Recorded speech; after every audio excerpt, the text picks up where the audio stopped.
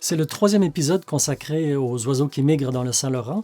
On va continuer à comparer des espèces deux à deux, mais des espèces qui sont difficiles, qui se ressemblent beaucoup. Donc on va en voir assez peu aujourd'hui, mais on va prendre plus le temps de discuter de chacune. Bienvenue à C'est quoi cet oiseau?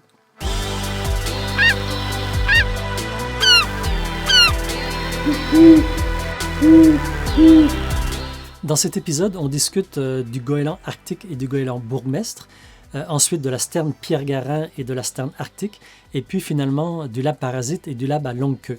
Alors on ne va pas manquer de défis, mais dans un sens, ça rend encore plus intéressant de voir comment des personnes expérimentées négocient ces difficultés d'identification, et puis comment est-ce qu'elles jugent aussi leurs propres limites. La clé, évidemment, c'est beaucoup de pratique, mais aussi beaucoup d'humilité. Donc, on continue avec Michael et Jesse qui passent des centaines d'heures à observer la migration dans le Saint-Laurent, au quai de Pointe-au-Père près de Rimouski, et puis aussi à Tadoussac pour Jesse. Comme au dernier épisode, on va regarder quelques espèces semblables en commençant. J'en ai mis trois paires que je trouve quasiment impossibles quand elles sont loin, puis je voulais vous donner un petit peu de fil à retordre. Je commence d'abord avec deux goélands qui sont très clairs, Jesse. Oui, c'est pas mal la paire de goélands qui nous cause le plus de problèmes là, dans le Saint-Laurent là, en hiver. Le goéland bourgmestre puis le goéland arctique, puis beaucoup de gens, c'est un problème pour l'identifier, puis se découragent même à le faire. On peut commencer par penser, c'est un peu comme les autres goélands, le bec est important.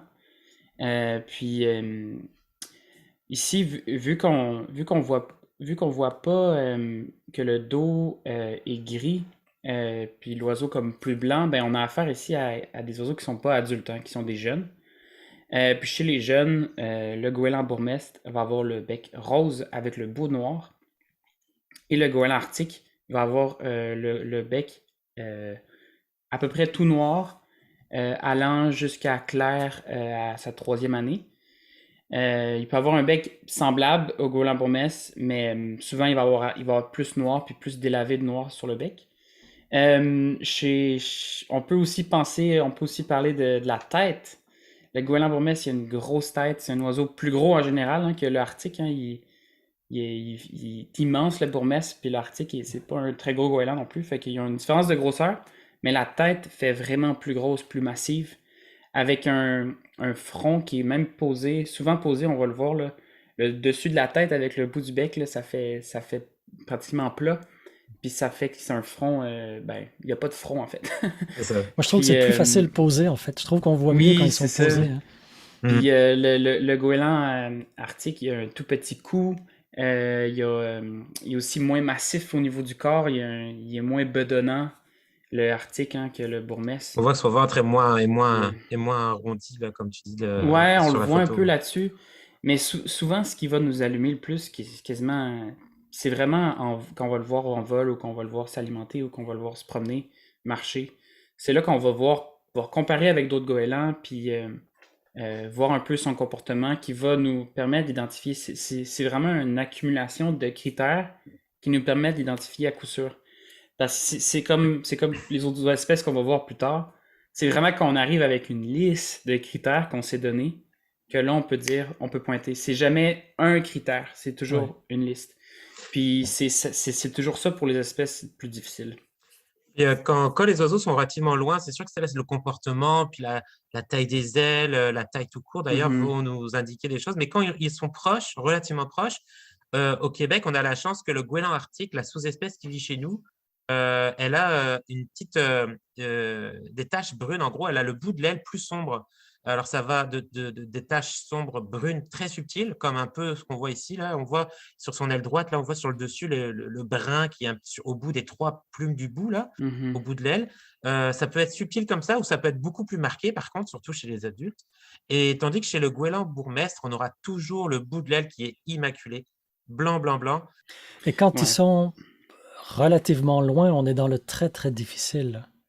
Ouais, Mm. on va les appeler goélands à ailes blanches Mm. pour regrouper les deux puis les mettre indéterminés dans ce cas-là Ouais. si on les identifie pas. Finalement, quand on est peu expérimenté, on a beaucoup de goélands à ailes blanches et plus on est expérimenté, moins on a de goélands à ailes blanches C'est et vrai. plus la proportion est grande de ceux qu'on peut séparer. C'est ça, mais on va toujours en avoir des goélands Ouais, indéterminés.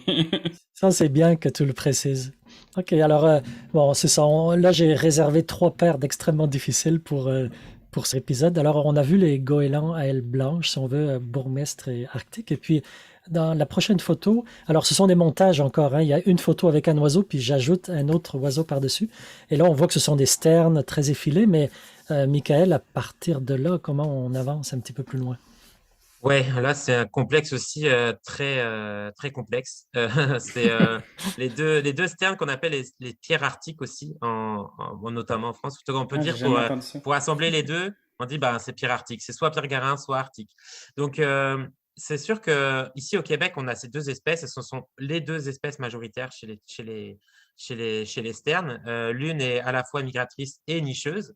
La sterne arctique, elle, est essentiellement migratrice pour le coup. Donc, bah, déjà, pour les sternes, ce sont ce qu'on appelle aussi les hirondelles de mer. Ce sont des oiseaux très effilés avec des longs filets euh, au niveau de la queue, donc une queue fourchue avec des longs filets, et puis des ailes très fines. Et puis, entre les deux, maintenant, sterne arctique, sterne bergarin, c'est effectivement, c'est quand même subtil.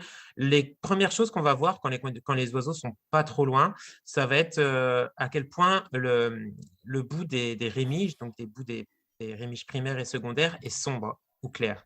Donc, quand elle est sombre, c'est plutôt, ça penche sur la pierre garin. Quand elle est claire, c'est chez l'arctique. Chez l'arctique, les secondaires notamment, donc les rémiges qui sont à la base de l'aile, vont être quasiment transparentes quand les conditions de lumière le permettent de bien le voir. Elles sont quasiment transparentes, elles sont vraiment.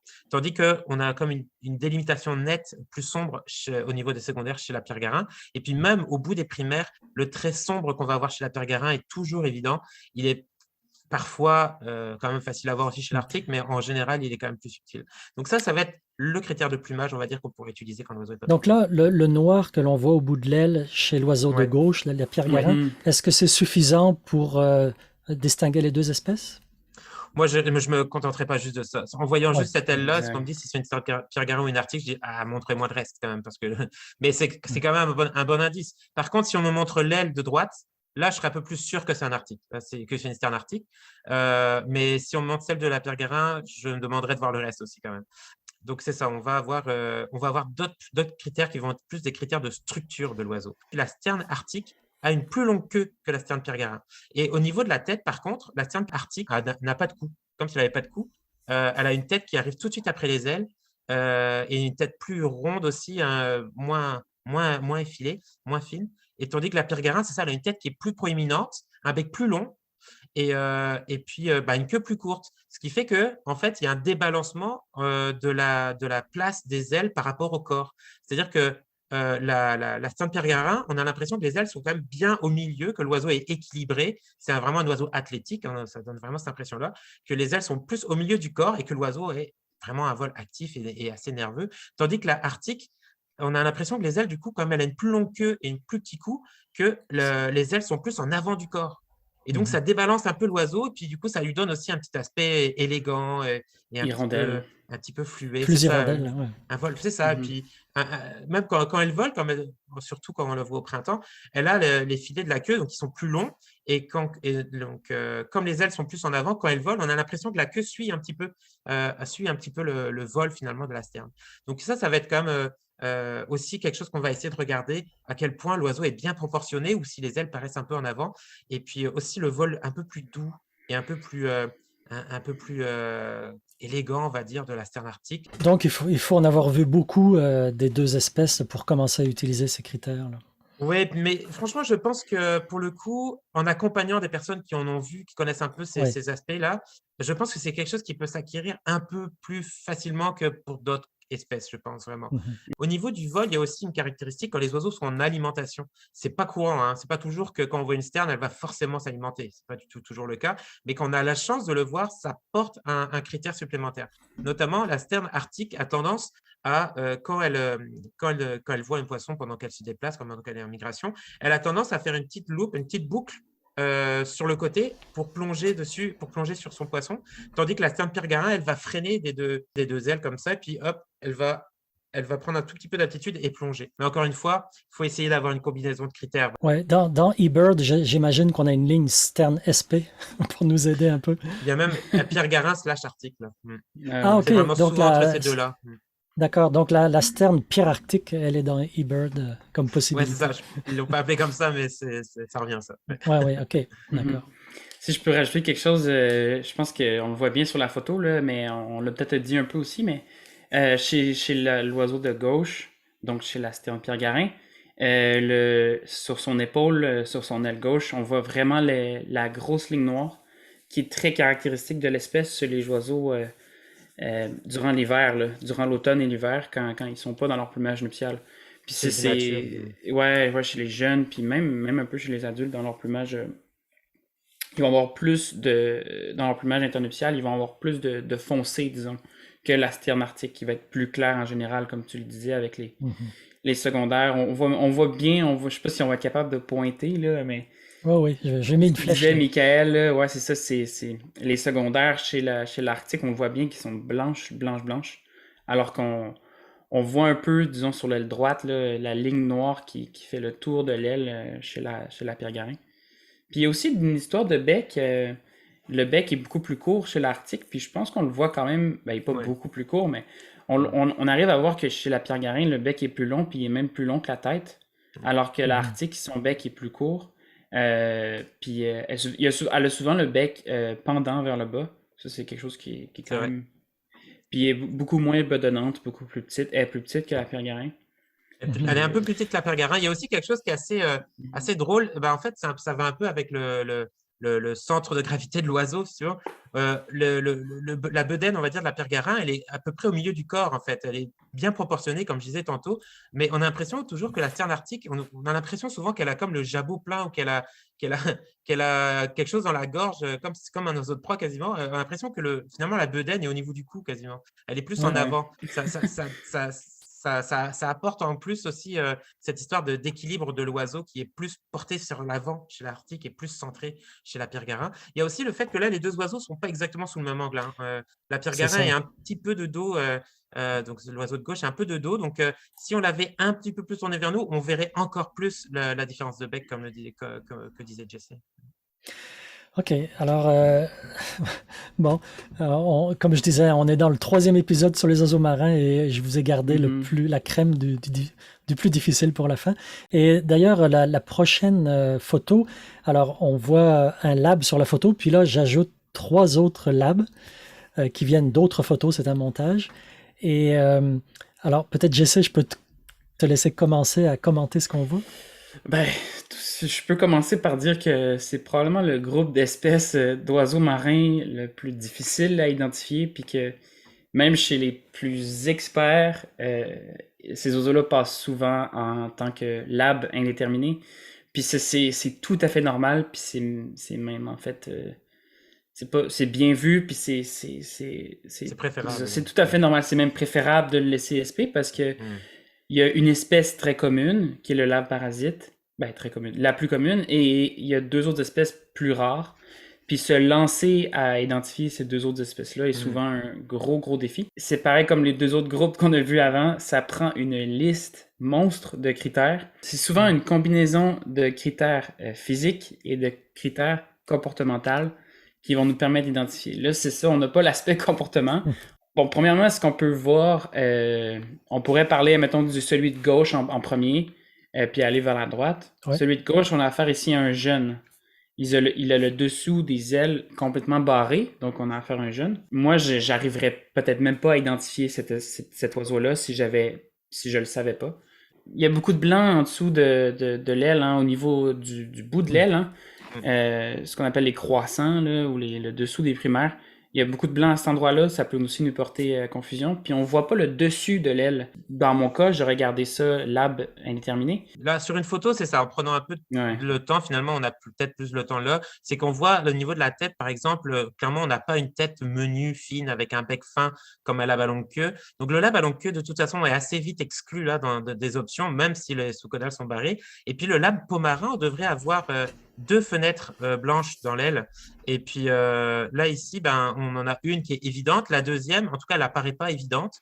Donc, la fenêtre blanche, c'est le blanc dont parlait Jessé, c'est la base des primaires pour la grande fenêtre. Et puis, il y a une plus petite fenêtre, normalement, chez le pomarin et chez les jeunes longue queue aussi. C'est au niveau de la base des couvertures primaires des sous-alaires. Donc, là, on verrait une deuxième fenêtre blanche. Là, ce n'est pas le cas. Donc, on peut quand même favoriser la parasite, mais en tout cas, on peut exclure par rapport à la face, notamment, et au bec qui n'est pas du tout menu, que c'est pas un lab à longue queue. En tout cas. Si on passe au... Ah, tu veux-tu dire de quoi, Dominique? Non, je voulais juste dire que moi non plus, je les connais très mal quand on les voit l'hiver, mais je les connais mieux l'été parce que quand je travaille dans l'Arctique, je les vois. Puis les labs parasites réussissent à casser les œufs des oies et à manger ce qu'il y a dedans, mais les labs à longue queue sont pas capables avec leur petit bec, ils réussissent pas à le faire. Mais là, quand on les voit en mer, très loin, évidemment, c'est dur de voir le bec. Mais oui, peut-être vous pouvez progresser vers la droite. Ouais, je vais aller vers le deuxième, mais il y a un truc qu'on peut dire aussi, c'est qu'il y a une différence de grosseur chez les 3 labs. Hein.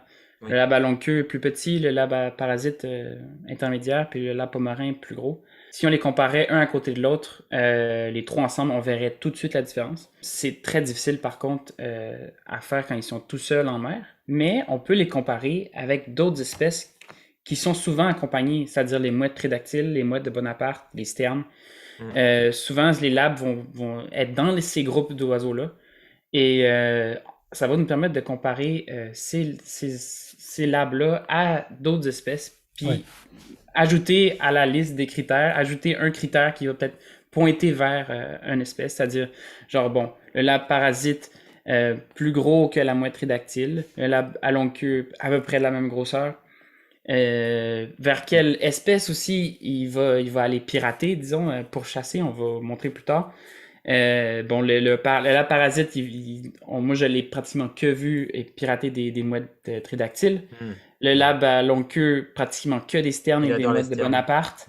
La tridactyle est un peu grosse, mais il l'a fait des fois. Oui. Puis le lab pomarin, moi je l'ai jamais vu pirater, mais il le fait très mal. Puis il va souvent attaquer genre la tridactyle ou même des goélands. Et il va sur les goélands. Les jeunes goélands, les goélands marins adultes, je sais pas, j'en ai vu, mais j'en ai vu attaquer des goélands marins jeunes. Ils peuvent être très audacieux. Puis le grand lab, là, il va attaquer des fous de bassin, le goéland marin, c'est vraiment lui le boss. Des fous de bassin. Ah ouais, il est vraiment très, très agressif. Mais le parasite, il est un petit peu polyvalent, mais il a vraiment, il adore la tridactyle. Pour lui, c'est vraiment mais c'est ça, le parasite, il est très polyvalent parce que c'est son truc, hein, aller parasiter d'autres espèces, puis il est le meilleur à le faire. Il est hyper acrobatique, même s'il est plus gros que le blond queue. Et je me souviens, l'an passé, Jesse, tu guidais une excursion en mer à partir de Rivière-du-Loup, puis j'étais à cette excursion et on avait vu un lab à longue queue qui ressemblait à celui d'en bas à droite, avec la longue queue, justement, qui était passée au-dessus de nous. Et donc, celui en bas à droite est assez facile parce qu'on voit la queue longue. Mais j'ai peut-être vu, 5-6 fois des labs à longue queue dans ma vie, puis c'est la première fois que je voyais un adulte comme lui en bas à droite, puis c'est très rare en fait de voir des adultes en plumage nuptial, c'était la fin au printemps, puis faut être sur le Saint-Laurent ou dans le milieu du Saint-Laurent à ce moment-là. Puis c'est ça, c'est souvent en fait on a affaire à des internuptiales ou des jeunes. Des jeunes. Comme en fait comme on peut aller tout de suite sur le lab à longue queue. Celui d'en haut à droite, on a affaire là à un adulte, puis il est en plumage internuptial, donc il n'a pas la longue queue, il a même une queue moins longue que le parasite. Puis ça, c'est souvent j'ai vu, il y avait une longue queue plus longue que les autres, pour moi, c'est un critère pour un parasite. À l'automne, c'est ça. Exact, moi, on voit souvent des labs à l'automne. Puis le lab parasite de gauche, l'adulte, c'est-à-dire le deuxième à partir de la gauche, on voit vraiment sa queue très pointue au milieu, puis très longue. Puis ça, c'est vraiment un critère pour le parasite, le fait qu'il y ait les rectrices centrales, c'est-à-dire les 2 plumes du milieu de sa queue, ils sont pointus puis ils sont longues. Mais ça, c'est le lab, c'est typique du lab parasite. Alors que le long queue, ils vont être courtes et arrondies. Puis on le voit, je pense, l'hiver. Exact, c'est ça pour les jeunes, puis pour les adultes en hiver. Ça va être court et arrondi. Puis c'est difficile à voir, ça prend des photos hyper proches. Ouais. C'est vraiment utilisé comme critère, vraiment. La longueur des filets, en fait, à part au printemps, en fait, au printemps, c'est super pratique, hein, parce que le lab à longue queue, c'est une très longue queue. Le parasite, c'est une queue relativement longue, pointue, mais en tout cas beaucoup moins longue que le lab à longue queue. Et puis le pomarin, lui, il a une queue de deux rectrices centrales en forme de cuillère, avec le bout arrondi et un peu tourné vers le côté, ce qui fait qu'il a comme une petite boule au bout de la queue, là, c'est vraiment comme 2 cuillères. C'est vraiment très, très, très, très joli par ailleurs, mais c'est très facile du coup quand on a ce critère-là, parce qu'on n'a même plus besoin de Ouais. regarder le reste quasiment. Mais la plupart du temps, ça va être soit des jeunes, soit des oiseaux en internuptial, et puis c'est pas un critère qui Ouais. va très souvent servir. En fait, c'est vrai que souvent la queue est un très bon indice pour les labs. Je pense même qu'une photo d'une queue là, de très proche de n'importe quel lab, je pense que ça pourrait même être à peu près sûr identifiable, mais ça prend des photos à très proche. Alors là, justement, je voulais en profiter pour montrer une scène où un lab parasite est en train de harceler une jeune mouette tridactyle.